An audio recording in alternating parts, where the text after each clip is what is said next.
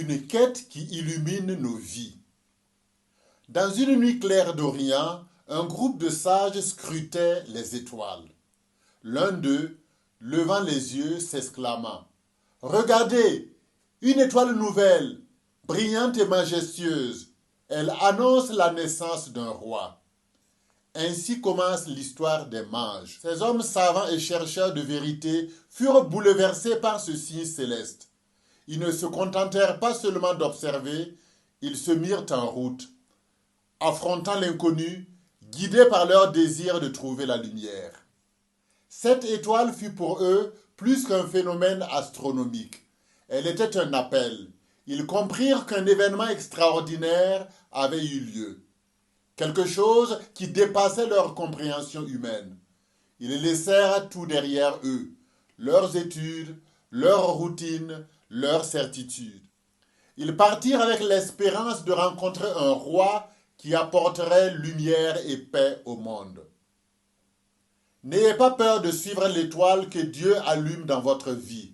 Chaque croyant a une étoile, un appel, une mission unique.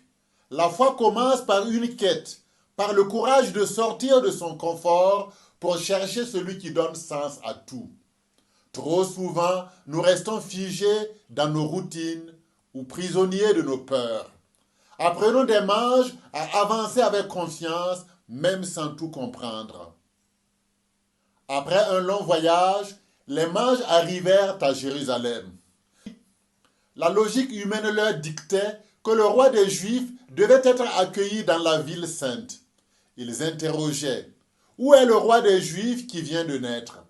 La question, pourtant innocente, provoqua un tremblement dans la cité. Hérode, le roi en place, fut troublé, et avec lui toute Jérusalem. Hérode convoqua les grands prêtres et les scribes pour interroger les Écritures. Le Messie devait naître à Bethléem, mais au lieu de se réjouir, il dissimula ses intentions derrière un masque d'hypocrisie, demandant aux mages de lui rapporter des nouvelles sous prétexte d'adorer l'enfant. Les mages, eux, poursuivirent leur quête sans se laisser influencer par la peur ou la manipulation d'Hérode. Leur cœur restait focalisé sur l'étoile, sur celui qu'ils cherchaient. Dans notre cheminement de foi, nous rencontrons des obstacles, des oppositions ou des influences négatives. Comme les mages, il nous faut apprendre à discerner. Toutes les voies ne mènent pas à Dieu. Certains, comme Hérode, voient dans la venue de Jésus une menace à leur pouvoir ou à leurs intérêts personnels. Restons fermes, prudents et demandons à l'Esprit Saint de nous guider pour rester fidèles à notre quête de vérité. Après leur rencontre avec Hérode, les mages quittèrent Jérusalem. Leur cœur pouvait être rempli de doutes, mais soudain, l'étoile qu'ils avaient vue en Orient réapparut. Cette vision raviva leur foi et leur enthousiasme. Ils suivirent l'étoile jusqu'à Bethléem, où elle s'arrêta au-dessus d'un humble logis. Là, ils trouvèrent Marie, Joseph et l'enfant. Leur réaction fut spontanée et profonde.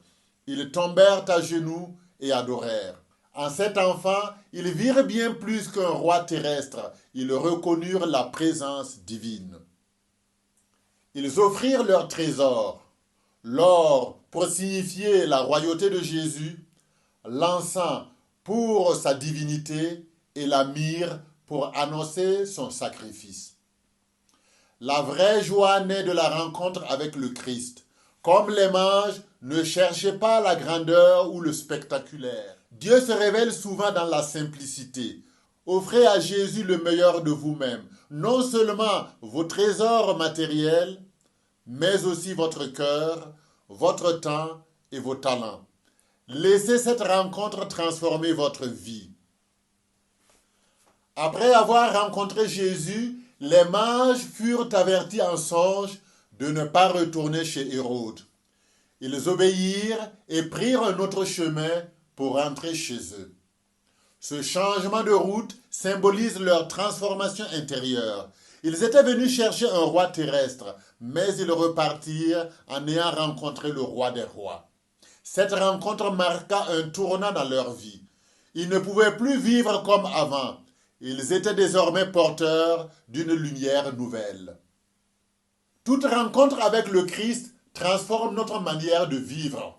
Si vous avez rencontré Jésus, ne revenez jamais à vos anciens chemins. Changez vos priorités, laissez votre foi éclairer vos choix et devenez des témoins lumineux pour ceux qui vous entourent. Comme les mages, repartez avec une mission. Annoncez par votre vie celui que vous avez trouvé. L'histoire des mages dépasse leur simple quête personnelle. En venant d'un pays lointain, ils symbolisent toutes les nations et tous les peuples appelés à reconnaître en Jésus le Sauveur du monde. L'épiphanie nous rappelle que la lumière de Dieu est universelle, qu'elle ne se limite pas à un groupe ou à une culture particulière.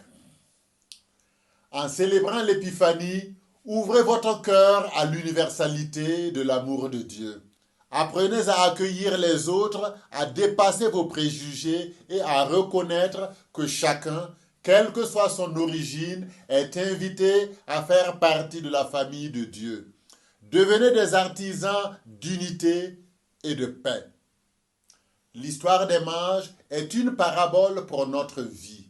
Nous sommes tous en quête de quelque chose, de sens, de bonheur, de lumière. Les mages nous apprennent à chercher avec courage, à discerner avec prudence, à adorer avec humilité et à repartir transformés.